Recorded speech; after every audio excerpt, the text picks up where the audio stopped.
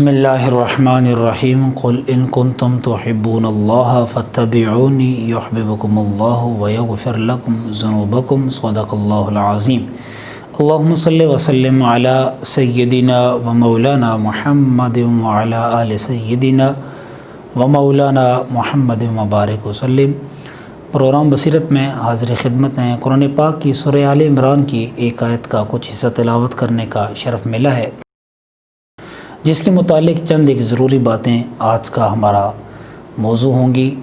اللہ جل وعلا فرماتا ہے، قل محبوب فرما دیجئے، ان کنتم اگر تم چاہتے ہو تحبون اللہ کہ اللہ تم سے محبت کرے، فاتبعونی تو پھر میری اتباع کرو، یحببکم اللہ اللہ تم سے محبت فرمائے گا، تمہیں اپنا محبوب بنا لے گا۔ اس سے یہ پتہ چلا کہ حضور علیہ السلام کی اتباع ہی خدا کے محبوب ہونے کا ذریعہ ہے۔ سوال یہ پیدا ہوتا ہے کہ حضور علیہ السلام کی اتباع کسے کہا جاتا ہے اور اطاعت مصطفیٰ کیا ہے؟ قرآن پاک کی بہت ساری آیات اس پر موجود ہیں۔ لفظ اتباع بھی استعمال ہوا، لفظ اطاعت بھی استعمال ہوا۔ یا ایھا الذین آمنوا اطیعوا اللہ و اطیعوا الرسول، اللہ کی اطاعت اور رسول کی اطاعت، رسول کی اطاعت اور اللہ کی اطاعت۔ لیکن پھر بھی اتباع اور اطاعت کا مطلب اور مقصد کیا ہے؟ یقیناً ہم جو نماز پڑھتے ہیں وہ حضور علیہ السلام کی اتباع میں ہی پڑھتے ہیں، اور جو ہم روزہ رکھتے ہیں وہ بھی اتباع مصطفیٰ میں ہی رکھتے ہیں۔ زکوٰۃ دینے والا شخص بھی حضور علیہ السلام کی اطاعت میں، فرما برداری میں رہ کر ہی زکوٰۃ دیتا ہے، اور حج کرنے والا شخص بھی حج کے موقع پر آقا کریم صلی اللہ علیہ وسلم کی سنت کو، اطاعت کو پیش نظر رکھتا ہے۔ صدقہ خیرات کرنے والا شخص بھی جب صدقہ خیرات کرتا ہے تو یہی سمجھ کر کہ یہ عمل نبی اکرم صلی اللہ علیہ وسلم کی سنت مبارکہ ہے، تو اجر بھی ہے اور سنت بھی ہے۔ آج کی گفتگو میں یہ خاص بات جو پیش نظر ہے کہ ان ساری چیزوں کو ادا کرتے وقت اطاعت مصطفیٰ کو پیش نظر رکھا جاتا ہے، اور انہی کو ہی اطاعت مصطفیٰ کہا جاتا ہے کہ اس کے علاوہ بھی اور ایسے کام ہیں کہ جو حضور علیہ السلام کی اطاعت ہیں، مگر ہم اس کے پیچھے نہیں چلتے اور اس اتباع کو اپنی زندگی کا حصہ نہیں بناتے، اس فرما برداری کو اپنی زندگی کا حصہ نہیں بناتے۔ یقیناً کھانا کھانے سے پہلے دعا پڑھنا بھی اطاعت مصطفیٰ ہے، کھانا کھانے کے بعد کی دعا پڑھنا بھی اطاعت مصطفیٰ ہے، پانی کو 3 سانسوں میں پینا بھی اطاعت مصطفیٰ ہے، بیٹھ کر پینا بھی اطاعت مصطفیٰ ہے، والدین سے حسن سلوک بھی اطاعت مصطفیٰ ہے، بچوں سے محبت بھی اطاعت مصطفیٰ ہے، بڑوں کی تعظیم بھی اطاعت مصطفیٰ ہے، بچوں پر شفقت بھی اطاعت مصطفیٰ ہے، غریب مسکین کو دینا بھی اطاعت مصطفیٰ ہے۔ یہ ساری چیزیں اطاعت مصطفیٰ میں آتی ہیں، مگر جہاں پر ان ساری چیزوں کو ہم حضور کی اطاعت کے مطابق کرتے ہیں، وہاں پر ایک خاص اطاعت جو اور اتباع جو ہم جسے فراموش کر دیتے ہیں اور پس پشت ڈال دیتے ہیں، یا ہم جانتے نہیں، اگر جانتے ہیں تو اسے اپنی زندگی کا حصہ نہیں بناتے۔ آیا وہ کون سی ایسی چیز ہے جو حضور علیہ السلام کی اطاعت بھی ہے مگر ہم اسے کرتے بھی نہیں ہیں؟ نماز حضور علیہ السلام نے دن میں 5 مرتبہ پڑھی، انبیاء پر 6 نمازیں ہیں، حضور علیہ السلام نے 6 نمازیں پڑھی، ہم بھی پڑھتے ہیں 5 نمازیں۔ حج بھی حضور علیہ السلام نے سال میں 1 دفعہ اس پر شخص پر فرض ہے جو صاحب استطاعت ہے، زکوٰۃ بھی وہی دیتا ہے، روزہ بھی سال کے بعد آتا ہے۔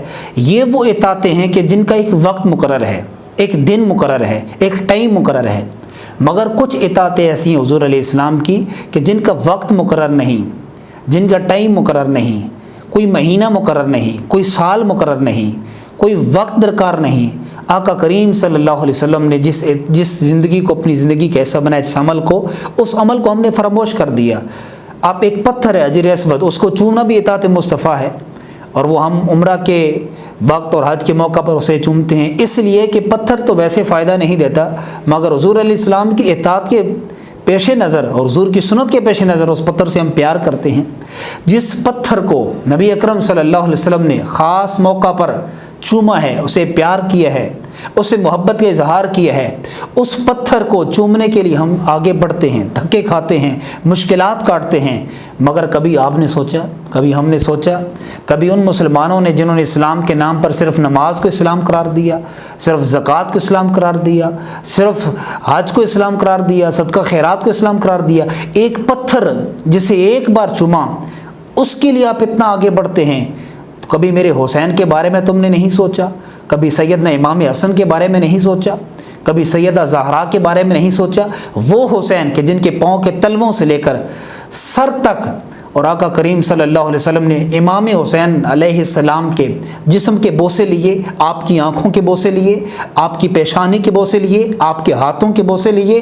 یہ کیا محبت نہیں تھی؟ ایک پتھر کو ایک بار چوما، اس اتنی محبتیں ہیں جس حسین کو زندگی میں حضور نے کئی بار نہیں ہزاروں بار چوما، اس حسین سے کوئی محبت نہیں؟ کیا یہ اتباع نہیں تھی؟ کیا یہ اطاعت نہیں تھی؟ کیا یہی فرما برداری نہیں تھی؟ اس فرما برداری کے لیے تو مشکلات بھی کاٹی جا سکتی ہیں، لیکن حسین کی محبت کے لیے آپ ایک وقت نہیں مقرر کر سکتے، آپ حسین کی محبت کے لیے اپنی زبان نہیں استعمال کر سکتے، آپ حسین کی محبت کے لیے اپنا دل نہیں استعمال کر سکتے، آپ حسین کی محبت کے لیے اپنا کردار نہیں استعمال کر سکتے ہیں۔ صرف ہم نے اسلام کو، اطاعت مصطفیٰ کو نماز، روزہ اور حج زکوٰۃ میں رکھا، محبت اہل بیت سے نکال دیا۔ اور جہاں پر نماز پڑھنا نبی کی اتباع ہے، وہاں پر حسین سے محبت کرنا بھی نبی کی اتباع ہے۔ جہاں پر روزہ رکھنا نبی کی اتباع ہے، وہاں پر حسن کی محبت بھی نبی کی اتباع ہے۔ جہاں پر روزہ اور حج اور زکوٰۃ دینا نبی کی اتباع ہے، وہاں پر مولا علی سے پیار کرنا، سیدہ خاتون جنت سے محبت کرنا، اہل بیت طہار سے محبت کرنا، حضور کے بچوں سے پیار کرنا، آقا کی آل سے محبت کرنا، حضور کے خون کی قدر کرنا، کیا یہ اتباع مصطفیٰ نہیں ہے؟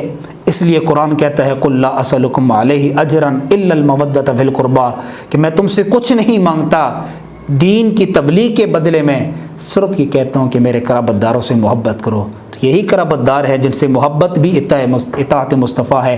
آئیے اطاعت مصطفیٰ کے ایک حصے کو تو زندگی کا حصہ بناتے ہیں، دوسرے حصے کو بھی اپنی زندگی کا حصہ بنائیں۔ اللہ کریم ہم سب کو اطاعت مصطفیٰ میں زندگی بسر کرنے اور اسی پر ہمارا خاتمہ بالایمان فرمائے، اور اہل بیت طہار کی محبت ہمارے دلوں میں راسخ فرمائے۔ والسلام علیکم ورحمۃ اللہ وبرکاتہ۔